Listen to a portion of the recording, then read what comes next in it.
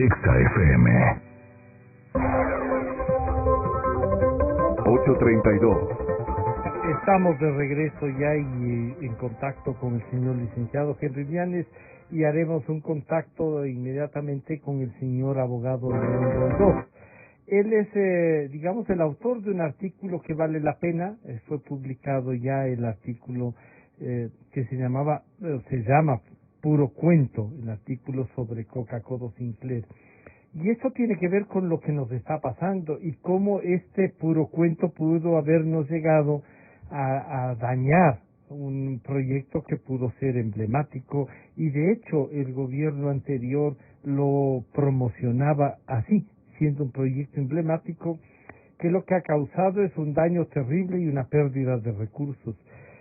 Señor licenciado Henry Llanes, bienvenido, buenos días. ¿Cómo evaluar este proyecto y las dificultades que nos ha traído, además de la deuda que nos ha generado? Bienvenido, buenos días, Henry. Muy buenos días, estimado Francisco, un curioso para la audiencia y también para el abogado León Roldós. Esto es el resultado de una obra realizada por un gobierno atolondrado, como fue el gobierno de Correa, ya que más imponían sus impulsos que un manejo racional de las cosas, bajo planificación, estructurada por técnicos especializados en cada materia. Y en el caso de Coca-Cola Sinclair se refleja esa actitud de ese gobierno atolondrado, como digo, imponiéndose más sus emociones que la razón. Y entonces impulsó un proyecto a tontas y a ciegas, un proyecto primero sin estudios actualizados, porque los estudios que tenía Coca-Cola Sinclair eran de fines de los años 80, principios de los años 90, hechos por geólogos, por ingenieros geólogos, primero en estudios de suelo, y también por especialistas en lo que era la pluviosidad, el tema del invierno, el tema de las sequías. Entonces, esos fueron los estudios que se hicieron y que los hizo INESEL en ese entonces. Y claro, además esos estudios jamás coincidieron con la estructura que después la hizo el señor Correa con los chinos. Y que la propia recomendación, licenciado Llanes, era, oigan, hay que hacer este tipo, no tenía esta capacidad que al fin terminó siendo contratada. Y cuando digo capacidad de producción, lo digo entre comillas, porque eso también, como dice el abogado Roldós, es un cuento. Sí, claro, porque para que tenga claridad la audiencia, en los años, hasta inicios de los años 90, la capacidad de generación de la obra, desde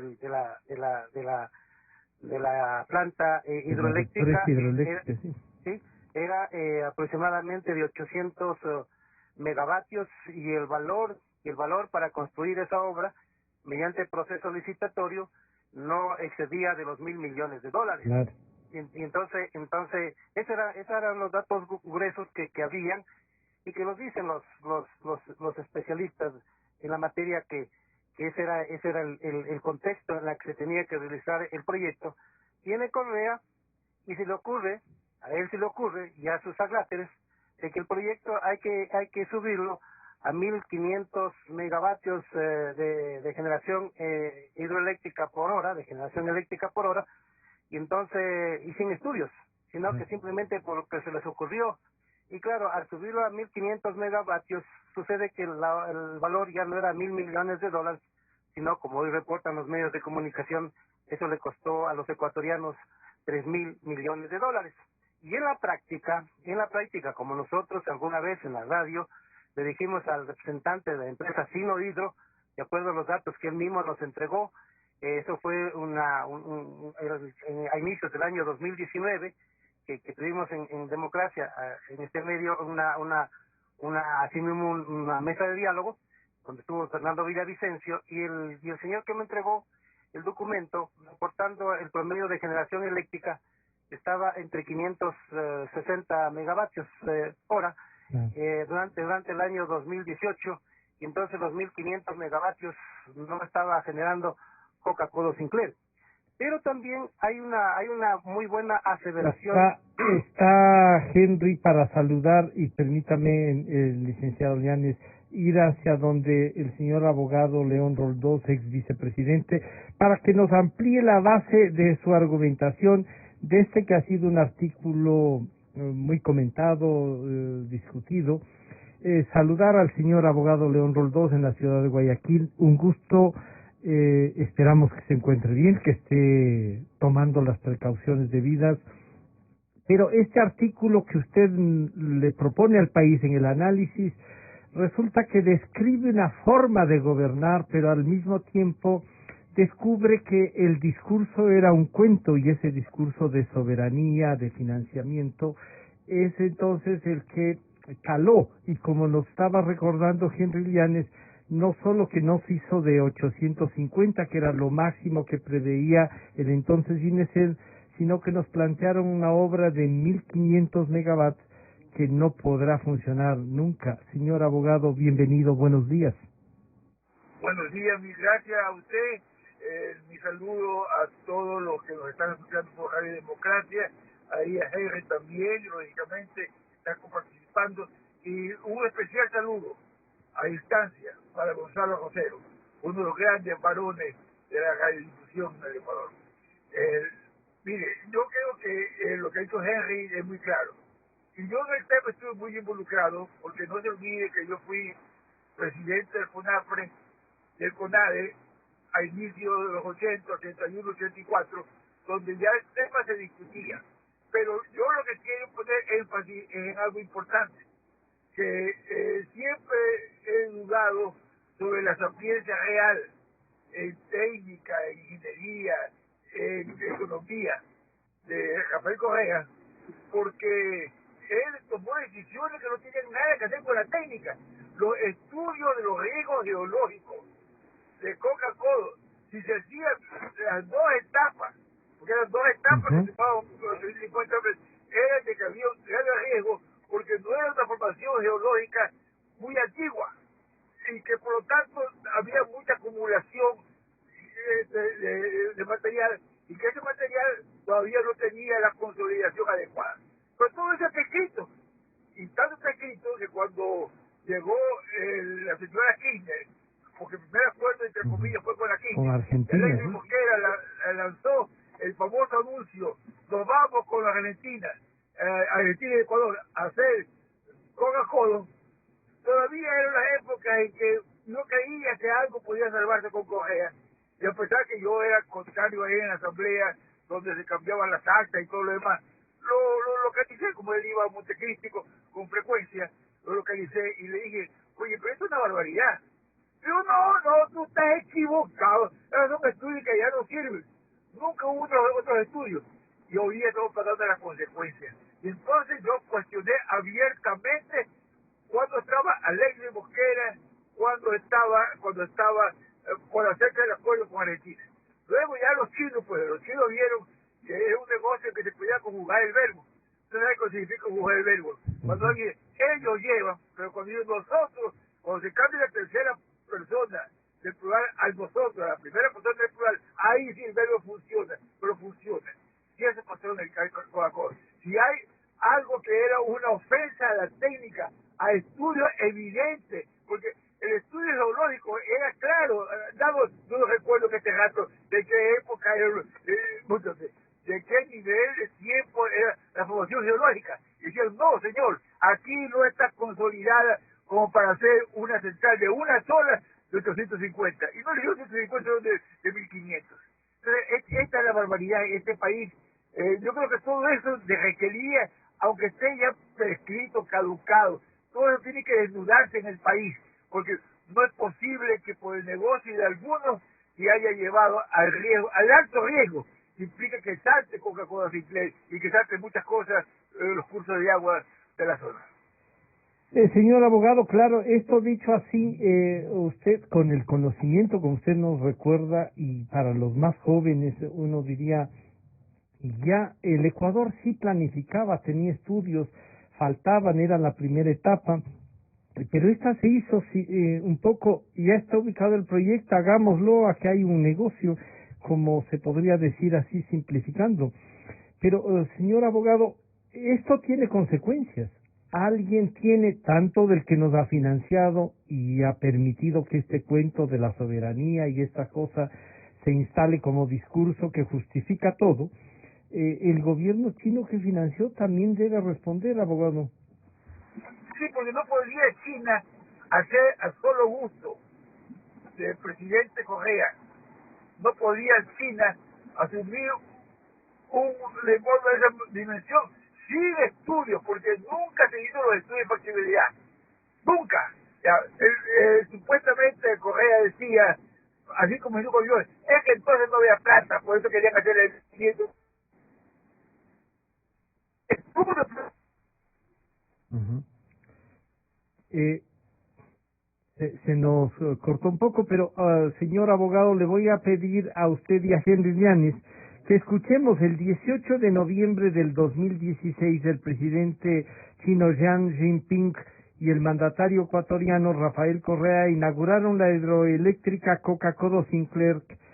Estas fueron las palabras del presidente Correa al resaltar la magnitud de la inversión de la obra. Es un gran día, un día histórico para Ecuador. Inauguramos la obra más grande construida en el país, la hidroeléctrica Coca-Cola Sinclair.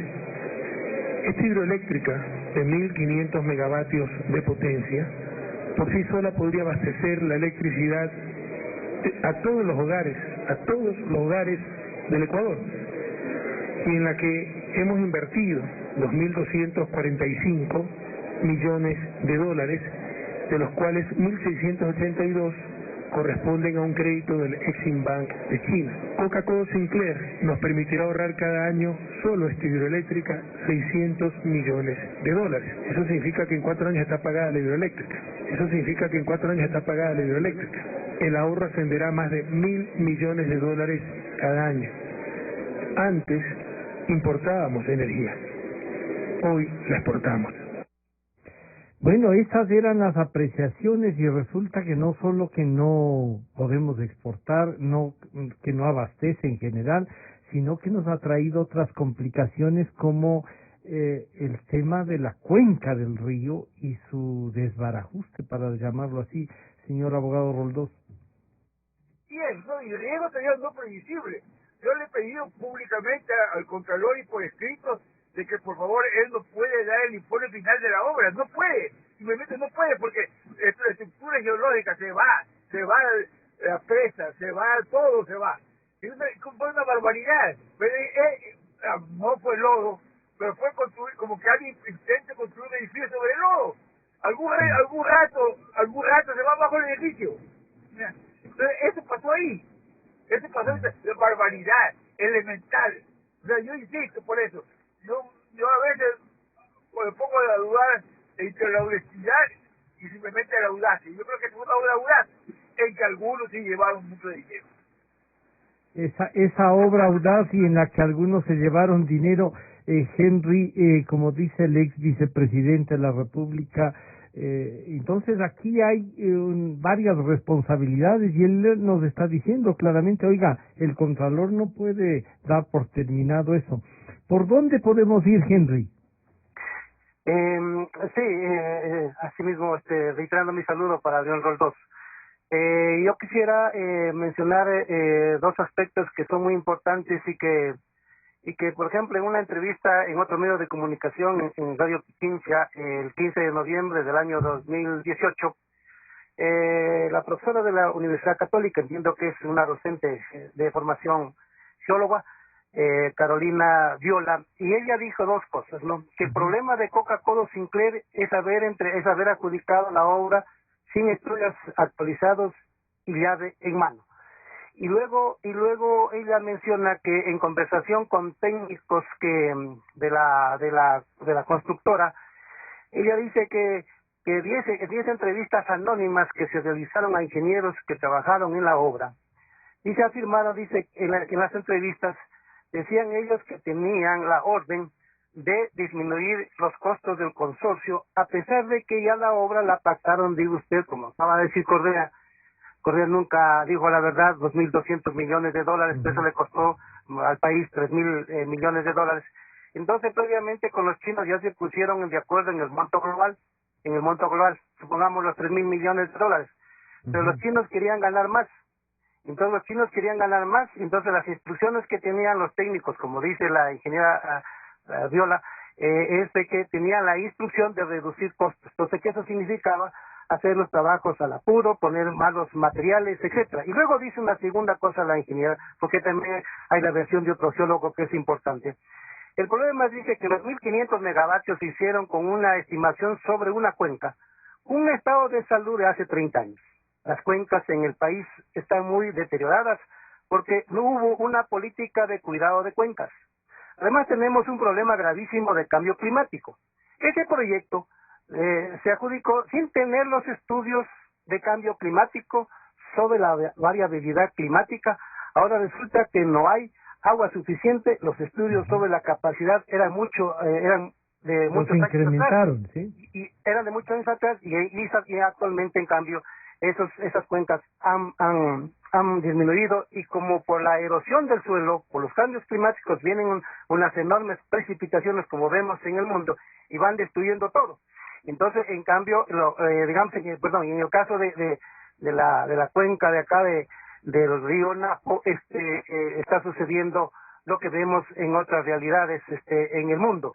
Y hay un segundo dato de un ingeniero que es a mí da el clavo. Se trata de el ingeniero Emilio Cobo, que es coordinador del programa de la Unión Internacional para la Conservación de la Naturaleza, y él dice, mucha atención, y aquí es lo que él responde, y aquí da en el clavo. Algunos geólogos consideran que este punto se refiere al tema de la erosión, lo que está sucediendo actualmente con el río Coca, donde el río Coca es más sólido, está con la confluencia con el río Malo, a 2 kilómetros del actual frente erosivo, pero dice Cobo, sigo sosteniendo en que Coca-Cola Sinclair, inaugurada en noviembre de 2016, es la principal sospechosa de que el río Coca haya perdido su armonía natural. Vuelvo a repetir, Cobo sigue insistiendo en que Coca-Cola Sinclair, inaugurada en noviembre de 2016, es la principal sospechosa de que el río Coca haya perdido su armonía natural. Entonces ahí, sí, Henry, por favor. Entonces ahí, como dice Zapatero, a tus zapatos, Claro. dice. Aquí el señor es un geólogo y me está diciendo, está haciendo lo que el desvío del cauce, el haber hecho una represa, hizo que a lo mejor se resequen las paredes. Escúcheme bien, mi estimado Francisco, se resequen las paredes del río, y después cuando vengan las precipitaciones se piensa a humedecer, y entonces vienen los derrumbes. Eso me parece que eso es lo que nos está diciendo este amigo conocedor de la señor geología. Emilio Cobo. Señor ex vicepresidente, abogado León Roldós, usted describe cómo se llega a esto, la irresponsabilidad con la que se llega a la firma, pero también nos recuerda que claro, lo que a mí más me decía, este discurso de la soberanía se va por el agua, se derrumba como se está derrumbando la cuenca del río. ¿Qué hacer? Algo hay que hacer. Algunos han llegado a decir hay que parar eso, no se puede seguir funcionando, hay que intentar recuperar, pero el intentar recuperar esa cuenca es costosísimo, mucho más de lo que se ha invertido en hacer la represa y la planta de máquina de producción energética. Desde su punto de vista, habiendo conocido como conoce usted el tema desde el Semplades y todas las cosas estas que tenían, el CONADE, que después se transformó en otro ministerio, ¿qué recomienda usted, abogado? Bueno, yo intento ser siempre una persona técnica. Yo por eso yo no quisiera dar un criterio. Yo lo que no quiero es que todo quede en impunidad. Porque la percepción es que tantas cosas pueden quedar en impunidad en el país, que realmente la impunidad es el origen de todo, el origen y la profundización de la corrupción. Sí, este siendo el origen y, claro, la impunidad es cómo es que la pandemia además nos ha abierto tal cantidad de frentes que a veces no estábamos preparados incluso para luchar. Es una sociedad que está por todo lado, está dañándose y que de alguna manera hay que parar. Usted dice, paremos la impunidad. Entonces, alguien tiene que poner el cascabel al gato al Coca-Cola Sinclair. La Contraloría, usted le ha dicho, no reciba, haga los cuestionamientos. ¿Quién más debe actuar, abogado? Yo creo que tiene que haber estudios técnicos actualizados. Ya. La Contraloría tiene que parar eso. Y quedemos claro de que el Ecuador no está así por la pandemia solamente.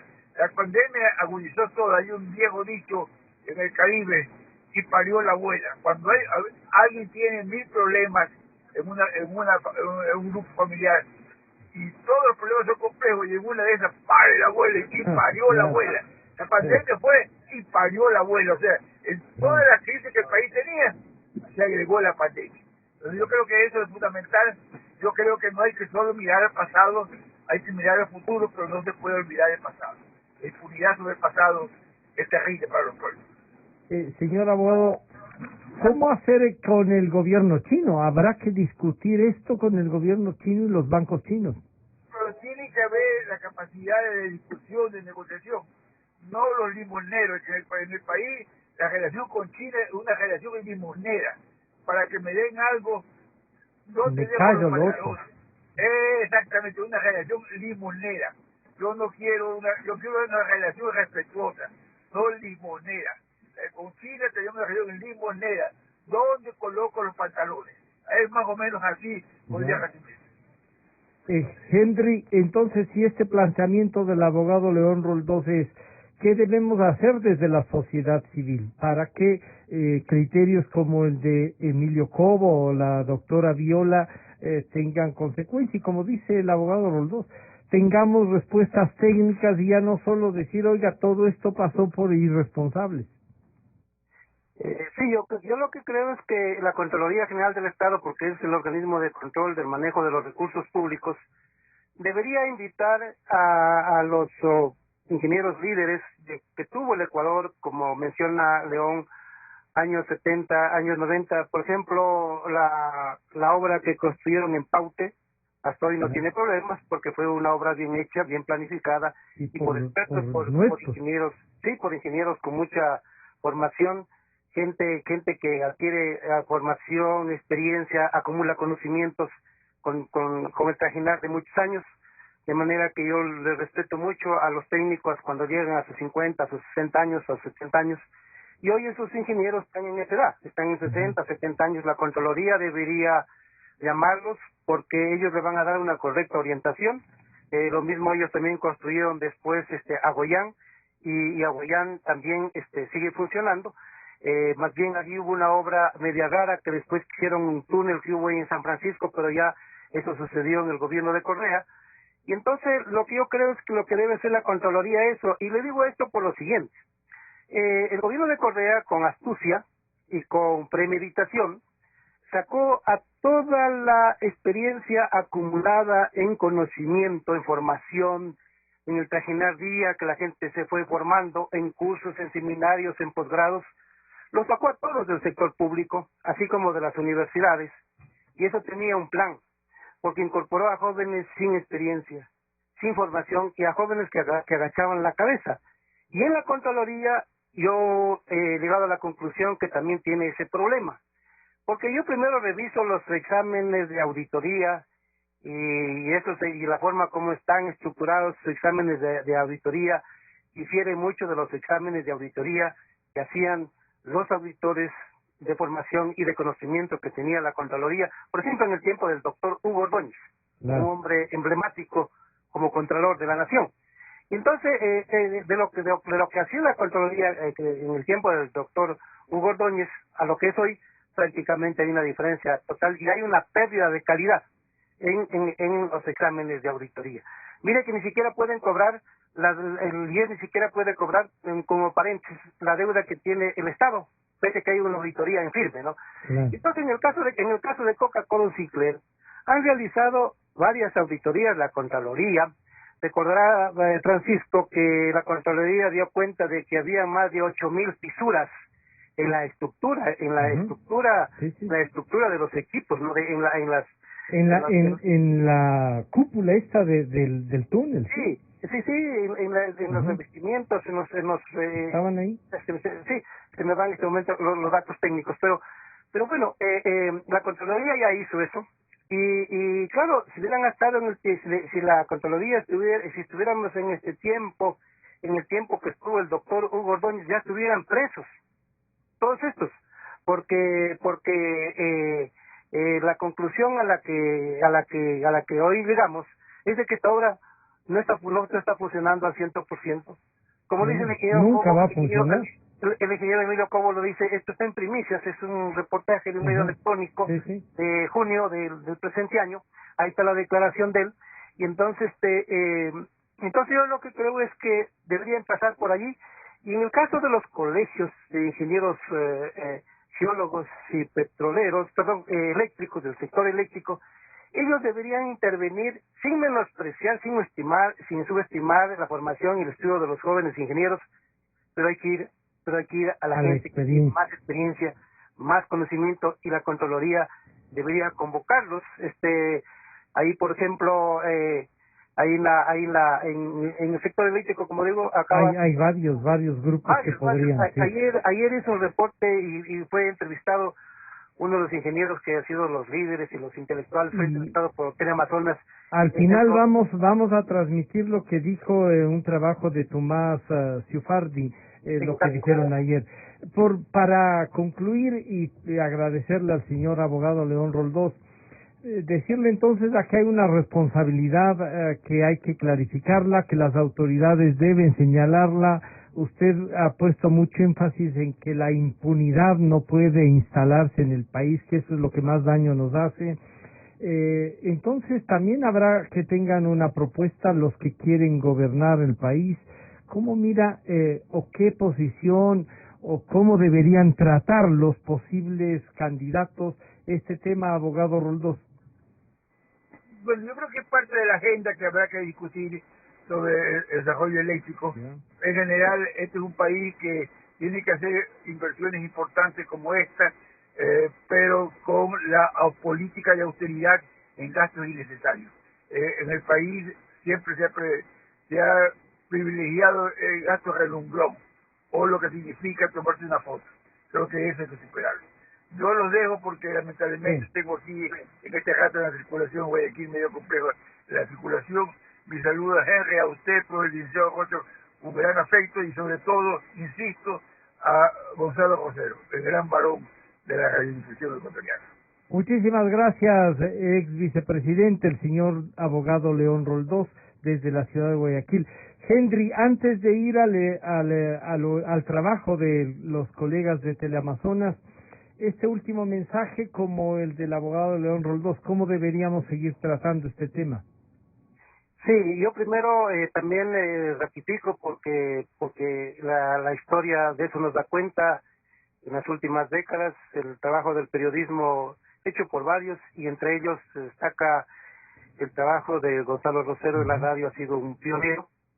Y claro, hoy lo tenemos ausente y es correcto y justificable porque tenemos que cuidarnos frente a la pandemia, pero está la radio también manejándose con una buena labor, como el caso tuyo, Francisco. Gracias, señor. Yo creo que el tema es de que a mí me parece, estimado Francisco, y entiendo que tú estás en la presidencia sigues en la presidencia de los medios.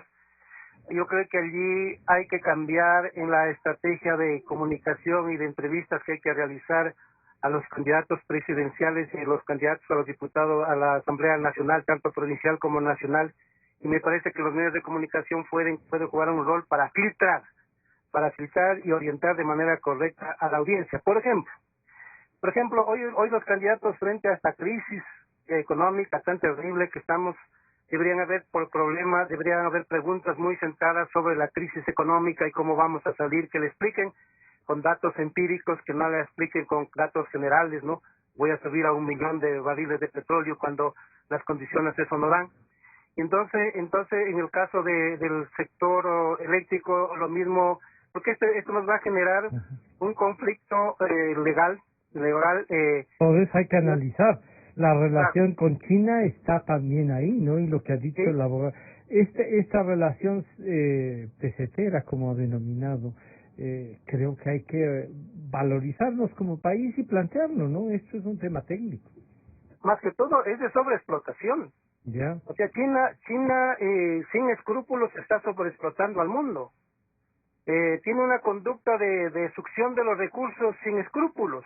Como ya 3 años consecutivos, más de 200 barcos de la flota imperial 260. China, y vienen a amedrentar aquí a América Latina y a los pueblos con ese tipo de flotas, porque nunca se ha dado en nuestro mar territorial una presencia como esa, pero a partir del año 2016, lo cual es sospechoso.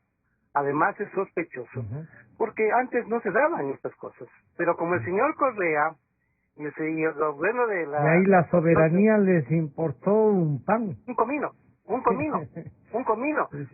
y entonces hablaban en contra de la base de Manta, que no es punto de presenta buques cada año y a arrasar con todo lo que encuentran en la fauna marina. Entonces en el caso de Coca-Cola Sinclair, Dios no quiera que esto se vaya abajo, pero así como van las cosas, es posible. La erosión, hay que tomar entonces precauciones para eso y evitar, porque más allá de que la obra haya sido un asfalto, ya está. Tenemos que, no sé, pues, algunos dicen que costará más intentar defenderla. Claro, porque lo que pasa hasta encontrar roca firme, porque lo que hablan los geólogos, tiene que encontrar roca firme para que ya no se siga erosionando el suelo. Claro. Y hasta no encontrar eso, se seguirá erosionando, y hasta hace poco, hacia el mes de junio, hacia lo que es el embalse, estaba eso a unos 37 kilómetros, me parece, pero ahora está menos. Lo mismo a donde están... Y poniendo en peligro los oleoductos, ¿no? Lo que estaba, las máquinas, donde está estaba también hacia menos... La casa de máquinas está allá. La casa de máquinas, sí. Estaba menos de 30 kilómetros. Entonces, supongamos Quito. Quito tiene una extensión de Calderón a Guamaní, más o menos unos 62 kilómetros de longitud, ¿no? Y entonces, estas fallas, así como las van dándose en sentido regresivo, quiere decir que están a la mitad de la ciudad de Quito, ¿no? Entonces la cosa no es así tan distante que digamos, ¿sí? Y eso realmente es preocupante. Y allí hay que tomar en cuenta que están trabajadores, que están ingenieros. Entonces el gobierno tiene que tomar todas las precauciones para no poner en riesgo la vida de los trabajadores, la vida de los ingenieros. Sí. Muchísimas gracias, se nos fue el tiempo. Estaremos en contacto no solo para volver a tratar y evaluar el tema del Coca-Cola Sinclair, sino otros temas de los que Henry Llanes ha tomado la bandera, como la seguridad social, como el tema de del manejo de las discapacidades. En definitiva, el compromiso ciudadano, Henry. Muchas gracias. Muy amable, Francisco, y un buen día, un abrazo. Buen día. Saludos cordiales a Gonzalo. Con todo gusto. Para concluir este tema, queremos que la ciudadanía escuche que en el momento de la construcción del Coca-Cola Sinclair no se tomó en cuenta los riesgos al que se puso en jaque la construcción. Teleamazonas y Tomás Susardi nos dicen esto. La fuerza del motor parece insuficiente ante estas moles de piedra. Pero poco a poco las va afilando para lanzarlas al río y formar diques.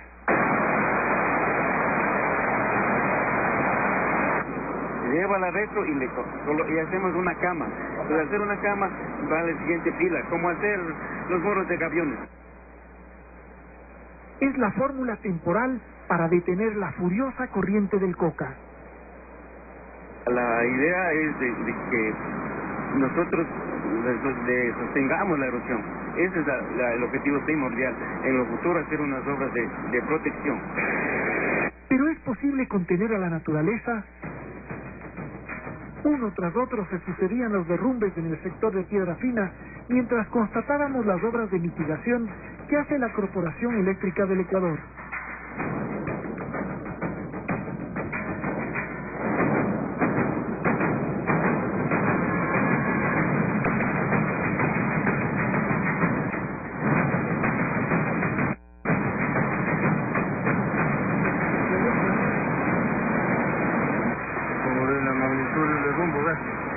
toda la montaña abajo. 24 horas después de estar ahí, la montaña se vino abajo, creando un embalse que afortunadamente se dio a las pocas horas. El río ha seguido erosionando hasta llegar al puente de Ventana 2, una conexión crucial para dar mantenimiento al túnel de descarga de la central hidroeléctrica Coca-Codo Sinclair y para decenas de campesinos que tienen sus fincas al otro lado. Claro, eso nos dice la alegría del pobre dura poco, diga, y parece que se nos va ese puente. La solución por ahora ha sido rellenar unos containers con concreto y esperar que el puente aguante. No hay mucho optimismo. El pilotaje del puente sobre Ventana 2 es hecho en material volcánico.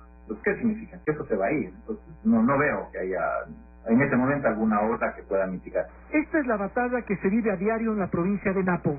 Una batalla que busca salvar oleoductos, carreteras y las obras de captación de la Coca-Codo Sinclair.